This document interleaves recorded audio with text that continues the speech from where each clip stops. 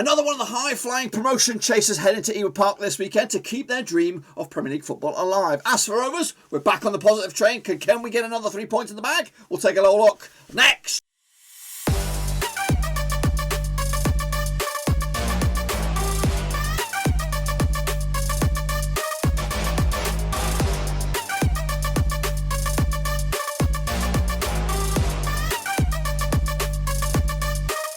That's right, folks, back once again with another match preview. This time looking forward to Blackburn Rovers taking on David Raya's boys. That's right, Brentford. And we'll get to that in just 1 second. If you're new to the channel, smash your subscribe and bang up to the all things Blackburn Rovers League Championship. What football are we going to know here? Underwaruski, that's right, boys and girls. Yes, we go again. It's been 3 games in the past 7 days. It's been a positive week for Rovers since we got that win against Millwall.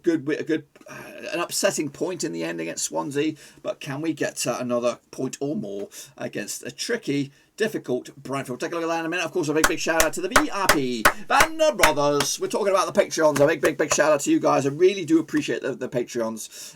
It gives me that extra bit of punch, of course, as this season's a bit of a slog. Of course, I've got a lot of videos going through the system at the moment. A lot of work goes in the prediction leagues. If you're not aware, the prediction leagues, they do take a lot of my time.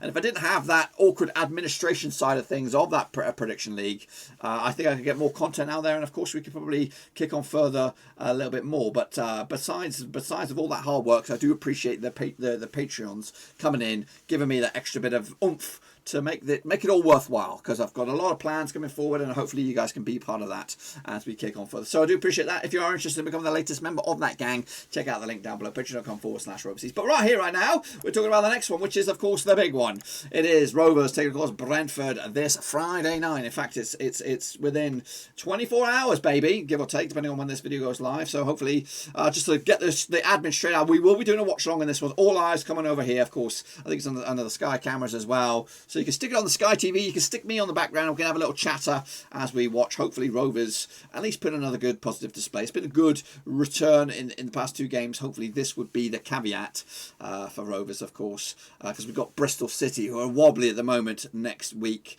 Anyway, let's talk about the game itself, shall we? Let's go into the deep end, take a look at some of the numbers. Here we go. Of course, Rovers playing 35 games this season, Brentford playing 34. They've been at the receiving end of the old COVID or whatever it is at Rotherham, postponements over there. But anyway, Rovers on average scoring a goal a game compared to Brentford's 2. We were up there for a good part of the season. We're scoring on average 2 goals a game, but that's slowly faded away with our terrible month of February. Hopefully we can get back to those figures again. 14 shots on average for Rovers, 13 for Brentford, sorry.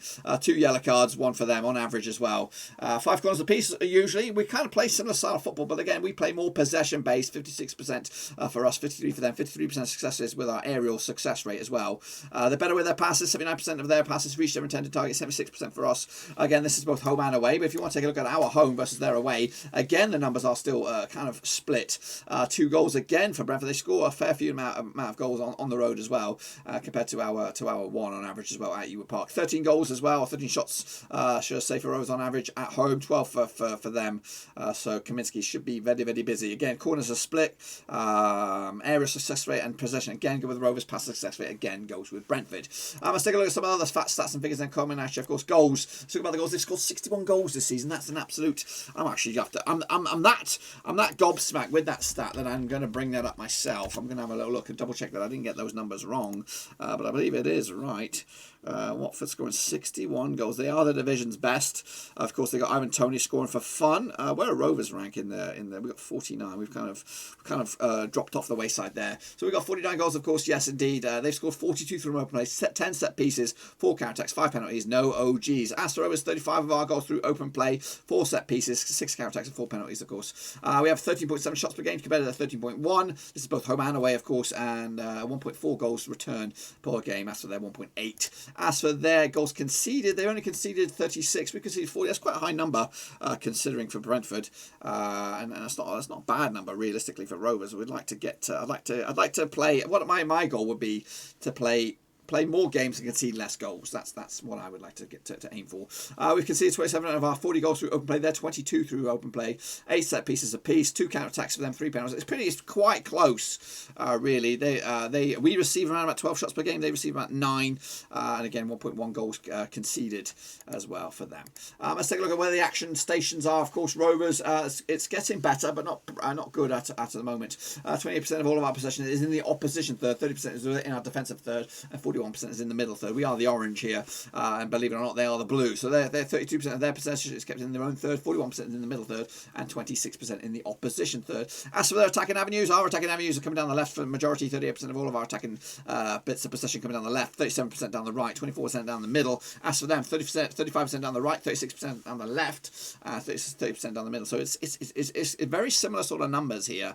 As for shots, 64% of all of our shots down your throat, 20% down the left and 16% down the right. Again, similar sort of spread here. 70% down the middle for Brentford, 16% down the right, 40% down the left. As for where the shots take place, 59% of all of our shots in the 18-yard box, 4% in the scrappy-dappy-do area, 37% long-range bad boys. As for Brentford, again, 57% in the middle, 8% up close and personal, and 36 long ranges indeed. How about, of course, the goal scorers and that kind of stuff? Here are your figures. And as you see, Adam Armstrong's got 20 goals to his name, which is pretty good. Gallagher's got 5, Brenton's got 5, and Elliott's got 5. As for the discipline, 6 yellows for Bradley Johnson, of course, has been a bit part player as of late, getting back from injury. I don't think he's going to make the squad either. Lennon's got 6, Doug's got 5, and Rothwell's got 5. As for reds, just the one red so far. Darrell Lennon's got himself a red card.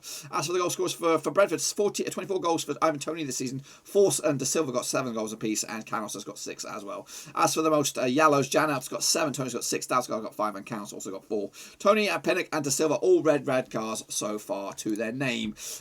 These are my starting 11s for you, of course. It's pretty much, I think I've gone with a slight change for us. Kaminsky between the sticks, Douglas on the left back, Lennon, Harbour Bettis, and Raki Costello. It's the same back 4, back 5 if you want to include the goalkeeper. Same midfield trio of Dak, Tribal, and Buckley. No changes there. I've gone Adam Armstrong instead of Gallagher, but I played him out left, and I put Tyree Stoner down the middle to be a rat's nest. His picture is somewhere in the FIFA world, I don't even know, and of course a Brereton on the right, which gives Gallagher a chance to come off from the bench.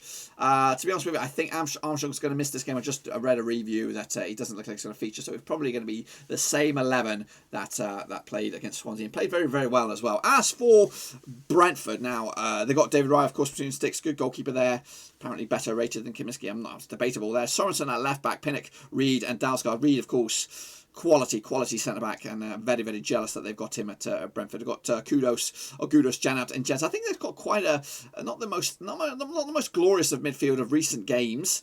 So that could be where the weakness lies. And they're attacking 3, of course, and Mbembo's quality, Tony scoring goals for fun, and Forsu's also in amongst it as well. So they've got a good. It is when you look at it, it's very similar sort of mould, and hopefully, if we can stick with the patience, stick with the Mowbray, then maybe next season we could start pushing up. And again, we've got to be realistic. It's not going to be an instant success, and I'm hoping next season we can at least go for the playoffs. But right here, right now, I want to start with an impressive win. A win. Yeah, I want to win. I'm putting it out there. I'm putting out a win again. But we'll see how all that pans out. Of course, the match will take place right here, right now, in the Garden of Bloody Eden. Of course, on Friday, bloody night, live in front of the Sky cameras. All eyes on this one, of course. With Thomas Frank managing, of course, Brentford, of course, finishing last around in third, the unluckiest position in the world.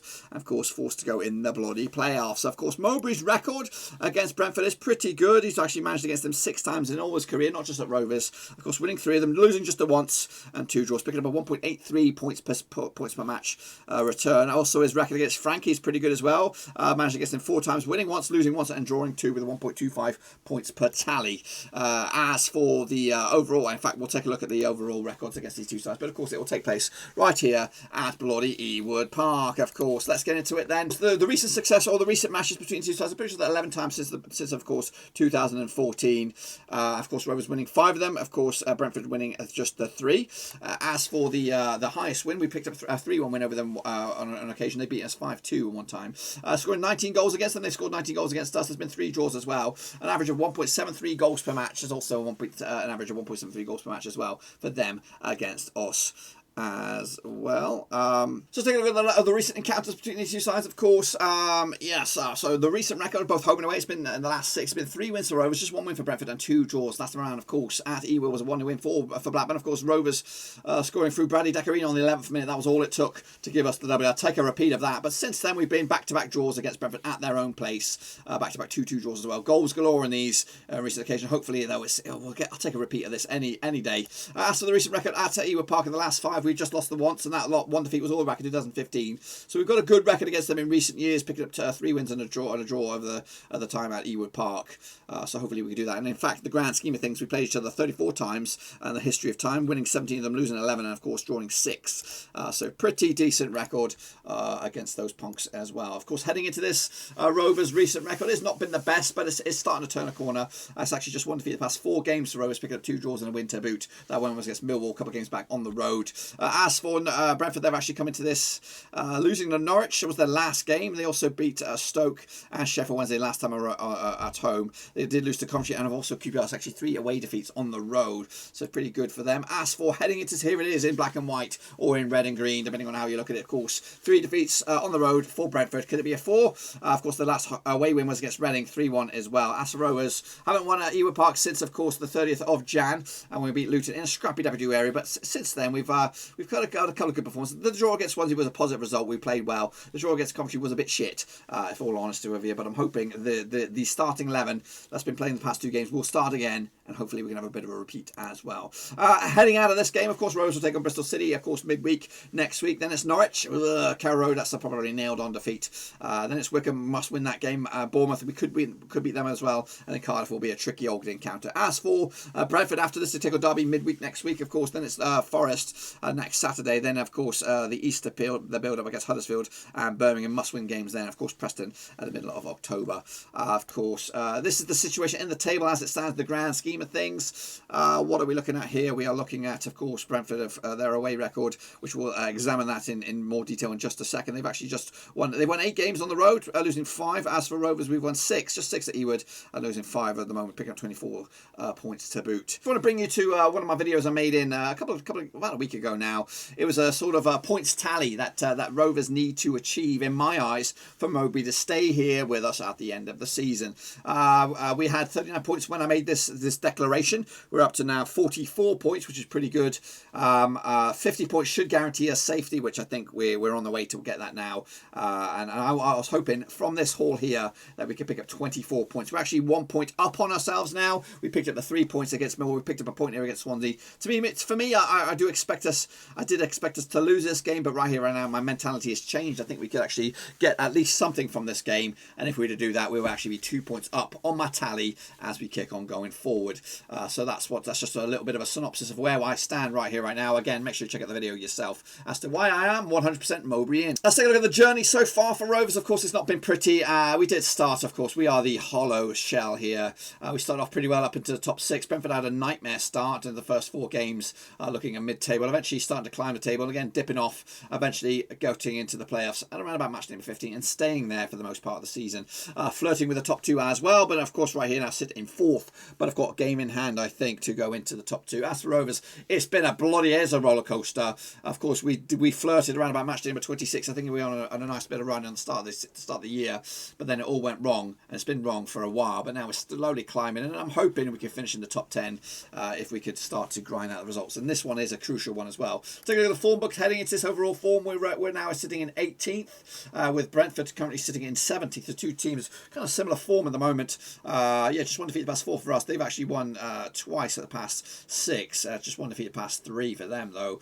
So they're starting to turn the corner with their form at the moment. As for our home form, it's not great. 19th at the moment, of course. Back-to-back draws for them. As for Brentford's home form, it's good. Fortunately, we're not playing them at home. They picked up 5 wins in the past 6 with only 1 defeat to their name. As for their away form, Brentford sit in 12th. Our Rovers are in 13th, of course, winning 2 of the past 6 for us. They've also won 2 of the past 6 as well. They also drew 1 as well. So yes, unfortunately we're playing them away, but I think they're on the ropes here, and I think they could claw themselves back into contention with a draw here against Rovers. Of course, usually around about now, I'll take a look at the BRFCS forum, but I don't think there's anything there. But of course, let's take a look at the overall grand scheme of things for the division. Of course, Norwich lead the charge. Of course, possession-based team, 48.4% possession. Of course, Rovers are in 4th, 55.6%. As for Brentford, they're in 5th. As for the most aggressive side, of course, Stoke lead the charge there. 3 yellow cards, 3 reds. Birmingham are in 2nd, of course. QPR, Sheffield Wednesday, and Rotherham make up the top 5. As for the most aerial duels, Rovers are up there in 4th, 53.4% of aerial duels won. Cardiff lead the charge there, though. Shots per game, Norwich lead the charge there, 15.6 compared to Rovers, 13.7. Brentford are in 3rd, 13.1 as well. So Rovers and Brentford, of course, kind of evenly matched. As for the pass accuracy, of course, Norwich leads the charge there, 82.2% pass success rate. Huddersfield, Reading make up your top 3. Brentford not too far away either. As for the table, it looks like this. Brentford are in 4th. A win for them, they could go 2nd. And of course, they've got the goal difference as well to boot. So a win against Ewood will probably put them into the top 2. As for Rovers, they're into 14th. And win for us, that could push it into the top 11. And that's the top half of the table, of course, for 24 hours at the very least. But of course, down the foot of the table is Wickham, Sheffield Wednesday, and Rotherham going down as it stands. Birmingham, Coventry, Huddersfield, and maybe even Derby still in the conversation as well. As for the goal scorers boot, here it comes. We'll take a look at it in a minute. Of course, the fixture list at the moment. Of course, Rovers taking on Brentford. That's all eyes on this one. Of course, the game of the weekend as well. Luton against Swansea is the early game on Saturday. QPR, Huddersfield, Derby against Millwall. Birmingham against Bristol City. Middlesbrough against Stoke there. Forest against Reading. Bournemouth against Barnsley. The Battle of the Bees. Win for Barnsley. I think they're realistically in that top 6. Cardiff against Watford, also fruity. Wigan against Preston. Of course, Sheffield Wednesday against Norwich. Of course, so we're going to keep an eye on the Bristol City game. Of course, they're our next opponents. As for the goal scoring boot, it's actually changed up a little bit. Of course, Ivan Toney, 5 goals clear off Pookie. Armstrong has dipped, of course, not played the past couple of games with a hamstring injury. Lucas Chow gaining on him as well. Pookie, though, into 2nd. Kiefer Moore also scoring goals as well. Or Jordan Ayew as well, on a bit of a goal scoring format as well. As for the most assists, but when leads a charge there, Olise is in 2nd alongside Tony and Bembo and Wilson. You can stick Elliott in there as well, because he's up there to boot as well. Of course, that's it, though. That's pretty much all of it. In fact, before we go, let's take a little look at what Digicast has to think about this match. Digicast, what you got for me?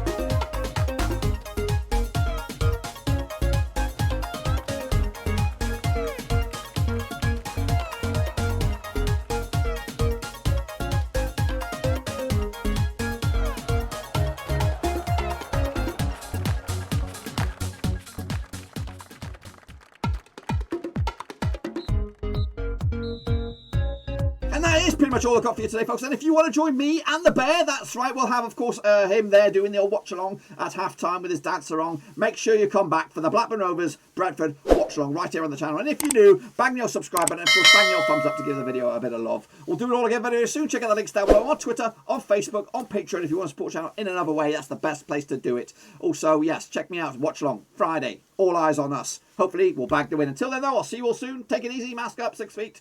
Until then, I'm out.